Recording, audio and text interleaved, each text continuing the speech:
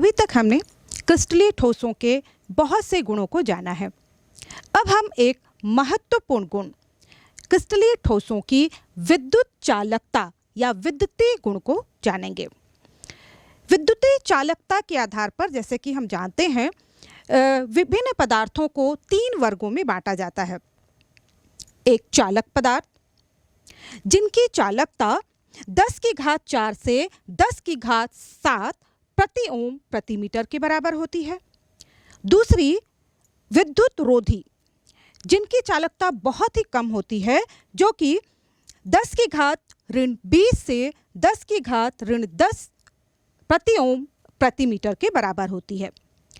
तीसरे प्रकार के जो होते हैं वे इन दोनों के बीच के अर्थात अर्धचालक होते हैं और इनकी जो चालकता है वह 10 की घात 6 से 10 की घात 4 प्रति ओम प्रति मीटर के बराबर होती है।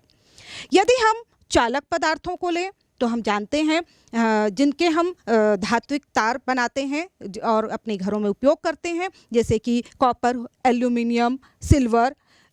जबकि जो विद्युत रोधी पदार्थ हैं आप जानते हैं लकड़ी, रबड़ या प्लास्टिक, तथा जो अर्धचालक पदार्थ होते हैं इनके हम उदाहरण ले सकते हैं जैसे कि सिलिकॉन या जर्मेनियम।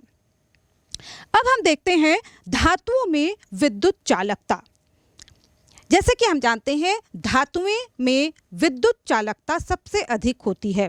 ये अपने अंदर विद्युत के प्रवाह को सबसे ज़्यादा कर पाती हैं। धातुओं में विद्युत जो चालकता है वह इलेक्ट्रॉनों की वजह से भी हो सकती है और आयनों की वजह से भी हो सकती है।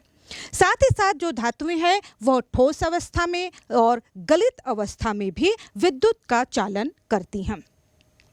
धातुओं में विद्युत चालकता किस कारण से होती है?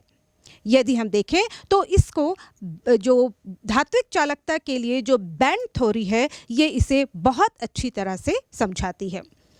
जैसे हम जानते हैं कि विद्युत चालकता जो होती है धातुओं में वो प्रति परमाणु मुक्त इलेक्ट्रॉनों या संयोजी इलेक्ट्रॉनों की संख्या पर आधारित होती है और सभी धातुओं में जो परमाणु कक्षक होते हैं मिलकर आणविक कक्षक का निर्माण करते हैं। और ये जो आणविक कक्षक होते हैं इनकी ऊर्जा यदि इतनी पास पास होती है कि ये एक बैंड बना लेते हैं। जैसे कि यदि हम सिलिकॉन का उदाहरण लें तो सिलिकॉन में यहाँ पर उसका परमाणु क्रमांक होता है 14 और यदि हम इसका इलेक्ट्रॉनिक विन्यास करें तो ये है 1s2 2s2 2p6 3s2 3p2 और इस तरह से इसके आगे 3d भी उपस्थित होता है जो कि रिक्त होता है। तो इस प्रकार से यहाँ पर जो आंशिक से रूप से भरा हुआ बैंड होता है उसे हम संयोजकता बैंड कहते हैं, जो कि अपने पास के एक रिक्त बैंड जिसे हम कहते हैं चालकता बैंड के संपर्क में होता है।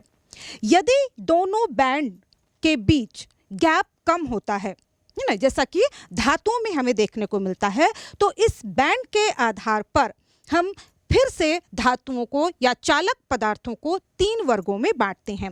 एक धातु, दूसरे इंसुलेटर या विद्युत रोधी और तीसरे होते हैं अर्धचालक। यदि संयोजकता बैंड या चालकता बैंड के बीच गैप कम होता है तो इस स्थिति में जो संयोजकता कोश में से जो इलेक्ट्रॉन है आसानी से चालकता बैंड में चले जाते हैं और इस तरह से इलेक्ट्रॉनों का फ्लो आगे बढ़ता जाता है और जिससे इनमें विद्युत चालकता बहुत अधिक हो पाती है। दूसरी ओर यदि हम इंसुलेटर की बात करें, यदि हम अचालकों की बात करें तो वहाँ पर इनके जो संयोजकता बैंड और चालकता बैंड दोनों के बीच गैप ज़्यादा होता है और इस वजह से इनमें जो इलेक्ट्रॉन हैं वो चालकता बैंड में फ्लो नहीं कर पाते, वहाँ पर जंप नहीं कर पाते और इसलिए इनमें चालकता नहीं पाई जाती है। जबकि हम अर्धचालकों की बात करें तो अर्धचालकों में जो संयोजकता बैंड और चालकता बैंड के बीच अंतर होता है वह धातुओं और अचालकों के बीच का होता है, मध्य का होता है और इस वजह से ये जो अर्धचालक होते हैं, ये इनके जो विद्युत चालकता होती है वह भी धात्विक चालकों और जो इंसुलेटर्स हैं उनके मध्य में पाई जाती है। आइए अब जानते हैं अर्धचालकों में विद्युत चालन किस प्रकार से होता है। जैसे कि हमने जाना, अर्धचालकों में जो संयोजक बैंड, वैलेंस बैंड तथा चालकता बैंड, जो कंडक्टेंस बैंड होते हैं, उनके बीच गैप कम होता है, जिससे इलेक्ट्रॉन आसानी से चालकता बैंड में फ्लो कर जाते हैं और इसलिए जो अर्धचालक हैं चालकता शो करते हैं। अर्धचालकों की चालकता यदि हम एब्सोल्यूट या परम ताप पर देखें तो बिल्कुल शून्य होती है और सामान्य ताप पर इनमें थोड़ी बहुत चालकता पाई जाती है। जैसे कि हम इसका उदाहरण ले सकते हैं सिलिकॉन और जर्मेनियम। यदि हम सिलिकॉन की संरचना देखें तो चूंकि यह वर्ग 14 का तत्व है और इसकी संयोजकता 4 होती है, तो इसके क्रिस्टल जालक में जो प्रत्येक सिलिकॉन होता है 4 अन्य सिलिकॉन के साथ बंध के रूप में उपस्थित होता है। यदि इस प्रकार सामान्य तौर पर देखें तो सिलिकॉन की चालकता बहुत ही कम होती है, लेकिन जब इनको ऊष्मा दी जाती है तो इनके जो बंधित इलेक्ट्रॉन हैं वो एक बंध से दूसरे बंध की ओर प्रवाह करने लगते हैं और जैसे जैसे ताप बढ़ाया जाता है ये प्रवाह तेज हो जाता है, जिससे इनकी चालकता में वृद्धि हो जाती है। अर्धचालकों को हम चालकता के आधार पर पुनः 2 वर्गों में बांटते हैं। पहले है अंतर अर्धचालक या इंट्रिंसिक सेमीकंडक्टर। इस प्रकार का उदाहरण हम सिलिकॉन और जर्मेनियम को ले सकते हैं। सामान्य ताप पर तो इनकी चालकता बहुत कम होती है। यदि हम सिलिकॉन की संरचना को देखें तो चूंकि यह वर्ग 14 का तत्व है और इसकी संयोजकता 4 होती है, तो इसमें यह प्रत्येक 4 अन्य सिलिकॉन परमाणुओं से बंधा हुआ होता है। यदि हम इसको ऊष्मा देते हैं तो इसके बंधित इलेक्ट्रॉन हैं एक बंध से दूसरे बंध की ओर प्रवाहित होने लगते हैं और इसमें विद्युत का प्रवाह होने लगता है। जैसे जैसे हम ऊष्मा या ताप बढ़ाते हैं, इनके जो इलेक्ट्रॉनों का प्रवाह है वो भी बढ़ता जाता है और इनमें विद्युत की जो चालकता है वो बढ़ जाती है। दूसरे प्रकार के जो अर्धचालक होते हैं वो है बाह्य अर्धचालक या जिसे हम एक्सट्रिंसिक सेमीकंडक्टर कहते हैं। एक्सट्रिंसिक सेमीकंडक्टर को हम पुनः 2 भागों में बांटते हैं। एक्सट्रिंसिक सेमीकंडक्टर जो होते हैं वास्तव में जो अंतर अर्धचालक या इंट्रिंसिक सेमीकंडक्टर्स हैं उनके द्वारा ही बनाए जाते हैं। इसमें कुछ तत्वों की डोपिंग करके हम एक्सट्रिंसिक प्रकार के अर्धचालक बना सकते हैं और ये एक्सट्रिंसिक प्रकार के जो अर्धचालक हैं उन्हें हम 2 प्रकार में बांटते हैं। एक तो होते हैं पी टाइप यानी कि पॉजिटिव टाइप अर्धचालक और दूसरे होते हैं एन टाइप यानी कि नेगेटिव टाइप अर्धचालक। सबसे पहले हम देखते हैं एन टाइप अर्धचालक।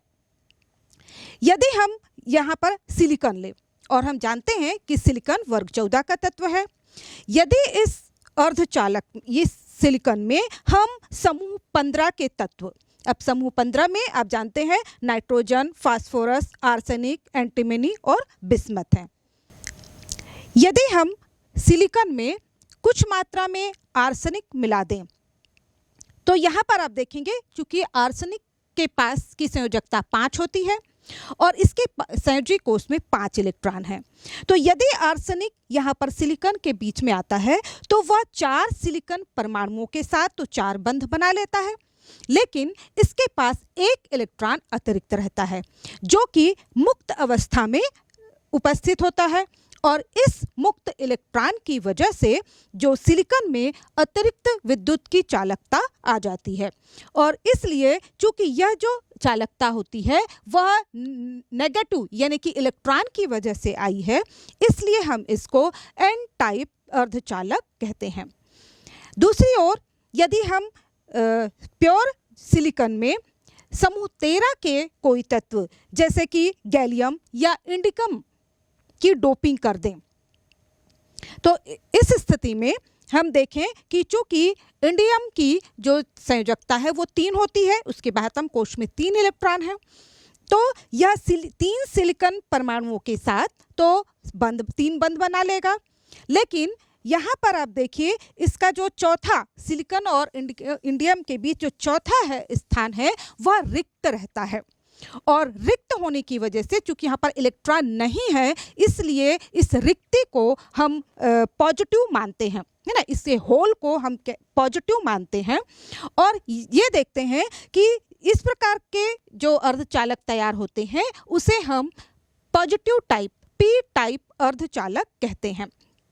अब इस स्थिति में यदि यहाँ पर जो रिक्त स्थान है उसमें पास के बंध से जो इलेक्ट्रॉन है यहाँ पर आ जाएगा, जिससे जहाँ से वो इलेक्ट्रॉन आएगा वहाँ पर रिक्ति उत्पन्न हो जाएगी। फिर जब ये इलेक्ट्रॉन आगे जाएगा तो पुनः अपने पीछे एक खाली स्थान या रिक्त स्थान छोड़ेगा। तो यहाँ पर हम देखते हैं कि जैसे जैसे इलेक्ट्रॉन आगे बढ़ता है जिस दिशा में, जो रिक्ति है हमें पीछे की ओर बढ़ती हुई दिखाई देती है। तो इस तरह से हम कह सकते हैं कि यहाँ पर जो चालकता होती है वह रिक्ति की वजह से, होल की वजह से होती है। और इस प्रकार के जो अर्धचालक होते हैं उन्हें हम पी टाइप पॉजिटिव टाइप अर्धचालक कहते हैं। इस प्रकार से जो अर्धचालक तैयार होते हैं उनकी चालकता जो सामान्य जर्मेनियम या सिलिकॉन होते हैं, यानी कि जो इंट्रिंसिक टाइप जो सेमीकंडक्टर होते हैं उनकी चालकता से बहुत ज़्यादा होती है। और इसीलिए इन प्रकार के जो अर्धचालक हैं उनके बहुत अधिक अनुप्रयोग भी हैं। खासकर जो विभिन्न इलेक्ट्रॉनिक अवयव हैं वो इनके द्वारा बनाए जाते हैं। जो आप जानते हैं डायोड जो होते हैं वो एन प्रकार और पी प्रकार के अर्धचालकों के द्वारा ही बनते हैं, जिनका उपयोग हम परिशोधक के तौर पर किया जाता है। इसी प्रकार जो ट्रांजिस्टर होते हैं वो एक प्रकार के अर्धचालकों के बीच में दूसरे प्रकार के अर्धचालक को रखकर, यानी कि सैंडविच जैसी संरचना के द्वारा बनाए जाते हैं। और इस प्रकार के जो ट्रांजिस्टर हैं उनका उपयोग रेडियो में या फिर श्राव्य यंत्रों में किया जाता है। साथ ही साथ आप जानते हैं कि सौर सेल जो कि एक फोटो डायोड होता है जिसका उपयोग प्रकाश ऊर्जा को वैद्युत ऊर्जा में परिवर्तित करने के लिए किया जाता है। तो इस प्रकार हम देखते हैं कि जो अर्धचालक होते हैं एन टाइप और पी टाइप अर्धचालक जो होते हैं उनका हमारे दैनिक जीवन में बहुत अधिक महत्व है। जैसे कि हम सभी जानते हैं प्रत्येक पदार्थ में कुछ न कुछ चुंबकीय गुण होता है, और ये चुंबकीय गुण उसमें उपस्थित इलेक्ट्रॉनों की वजह से होता है। प्रत्येक परमाणु में उपस्थित एक इलेक्ट्रॉन एक छोटे चुंबक की भांति होता है, और इसमें जो चुंबकीय गुण होता है या इसमें जो चुंबकीय आघूर्ण उत्पन्न होता है वो इसकी 2 गतियों की वजह से होता है। एक तो इसकी नाभिक के चारों ओर कक्षीय गति या ऑर्बिटल मोशन की वजह से, और दूसरा इसकी स्वयं अपने अक्ष पर घूर्णन के कारण। इस प्रकार जो चुंबकीय आघूर्ण उत्पन्न होता है उसका परिमाण काफ़ी कम होता है, और इसे मापने के लिए बोर मैग्नेट्रॉन इकाई का उपयोग किया जाता है। विभिन्न पदार्थों को उनके चुंबकीय गुण के आधार पर 5 वर्गों में वर्गीकृत किया गया है। सबसे पहले आता है अनुचुंबकीय, उसके बाद प्रतिचुंबकीय, तीसरे में लौह चुंबकीय, चौथे में प्रतिलौह चुंबकीय और 5वें में फेरी चुंबकीय। इसमें से प्रतिचुंबकीय और अनुचुंबकीय के बारे में आप पहले भी जान चुके हैं। यदि हम अनुचुंबकीय पदार्थों को लें तो अनुचुंबकीय पदार्थ चुंबकीय क्षेत्र में रखे जाने पर दुर्बल रूप से आकर्षित होते हैं, और इनमें जो अनुचुंबकत्व होता है वह इनमें अनपेयर्ड इलेक्ट्रॉन, अयुग्मित इलेक्ट्रॉनों की उपस्थिति के कारण होता है। इसका उदाहरण हम ले सकते हैं जैसे कि ऑक्सीजन है ना, जिसको वैलेंस बॉन्ड थ्योरी के द्वारा हम स्पष्टीकरण इसका करते हैं। इसके बाद है कॉपर 2+ आयन, आयरन 3+ आयन या फिर क्रोमियम 3+ आयन। ये सभी अनुचुंबकीय गुण प्रदर्शित करते हैं। दूसरी प्रकार के जो चुंबकीय पदार्थ होते हैं वो होते हैं प्रतिचुंबकीय, डायामैग्नेटिक। डायामैग्नेटिक ये पदार्थ जो होते हैं चुंबकीय क्षेत्र में रखे जाने पर दुर्बल तौर पर प्रतिकर्षित होते हैं। इनमें जो चुंबकीय गुण, इनमें युग्मित इलेक्ट्रॉन पाए जाते हैं और युग्मित इलेक्ट्रॉन होने की वजह से ये एक दूसरे के चुंबकीय आघूर्ण को निरस्त कर देते हैं। इनका यदि हम उदाहरण लें तो सोडियम क्लोराइड या फिर जल या बेंजीन इसके अंतर्गत आते हैं। तीसरे प्रकार का जो चुंबकीय पदार्थ होता है वह है लौह चुंबकीय पदार्थ, और कहें तो वास्तव में ये ही सही चुंबकीय पदार्थ होते हैं। लौह चुंबकीय पदार्थ जिसमें कि हम उदाहरण ले सकते हैं आयरन, कोबाल्ट, निकिल या क्रोमियम के ऑक्साइड, ये चुंबकीय क्षेत्र में प्रबलता से आकर्षित होते हैं।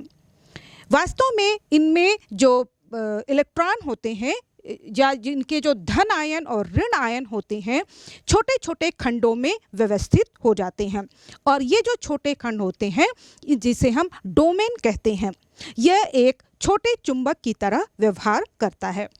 जब ये सामान्य अवस्था में रहते हैं या चुंबकीय क्षेत्र से बाहर होते हैं तब ये डोमेन विभिन्न दिशाओं में व्यवस्थित रहते हैं और एक दूसरे के चुंबकीय आघूर्ण को निरस्त कर देते हैं। लेकिन जब इन्हें चुंबकीय क्षेत्र में रखा जाता है तो ये डोमेन एक निश्चित क्रम में व्यवस्थित हो जाते हैं, जिससे सभी के धन आवेश एक तरफ और ऋण आवेश एक तरफ होते हैं। जब इन्हें चुंबकीय क्षेत्र में रखा जाता है तो इनके ये डोमेन एक निश्चित क्रम में व्यवस्थित हो जाते हैं, जिससे सभी के धन आवेश एक तरफ और ऋण आवेश एक तरफ होते हैं। इस तरह होने पर ये प्रबल चुंबकीय गुण प्रदर्शित करते हैं और इनसे ही स्थायी तौर पर चुंबक तैयार किए जाते हैं। इसके बाद आते हैं प्रतिलौह चुंबकीय पदार्थ। प्रतिलौह चुंबकीय पदार्थों की यदि हम संरचना देखें तो वो भी लौह चुंबकीय पदार्थों की तरह ही होती है, लेकिन इनके जो डोमेन हैं ये एक दूसरे के विपरीत अरेंज होते हैं और इस वजह से एक दूसरे के चुंबकीय आघूर्ण को निरस्त कर देते हैं। फलतः ये चुंबकीय स्वभाव प्रदर्शित नहीं करते। इसके उदाहरण में हम ले सकते हैं जैसे कि मैग्नीज ऑक्साइड। इसके बाद एक और जो पांचवें प्रकार के पदार्थ आते हैं वो है फेरी चुंबकीय।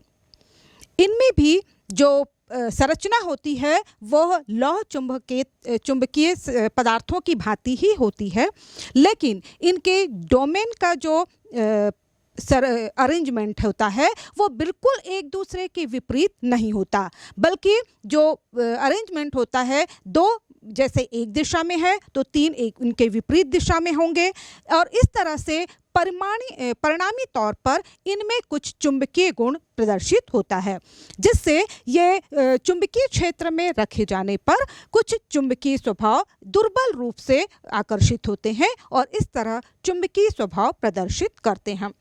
ये जो पदार्थ होते हैं चुंबकीय क्षेत्र में रखे जाने पर चुंबकीय गुण प्रदर्शित करते हैं, लेकिन जब इन्हें गर्म कर दिया जाता है, गर्म करने पर ये अपना फेरी चुंबकत्व जो गुण है वो छोड़कर अनुचुंबकीय गुण प्रदर्शित करने लगते हैं। फेरी चुंबकत्व का यदि हम एग्जाम्पल देखें तो हमें यहाँ पर मिलेगा Fe3O4 जिसे मैग्नेट भी कहा जाता है, और इसके अलावा विभिन्न प्रकार के फेराइट जैसे कि यहाँ पर हम देखें MgF2O4, इनमें फेरी चुंबकत्व देखने को मिलता है। तो इस तरह से हम देखते हैं कि पदार्थों को विभिन्न प्रकार से चुंबकीय गुणों के आधार पर बांटा जा सकता है।